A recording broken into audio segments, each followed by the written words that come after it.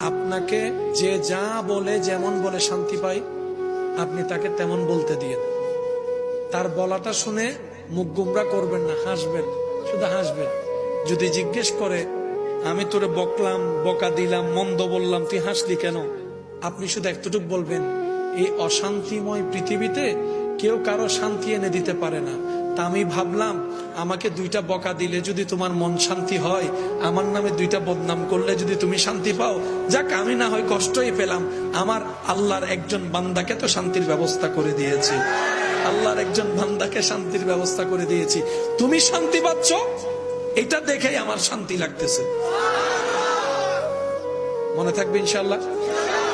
একটু কঠিন, কিন্তু বিশ্বাস করেন উত্তর দেওয়ার চাইতে বড় মজা হচ্ছে চুপ করে থাকা।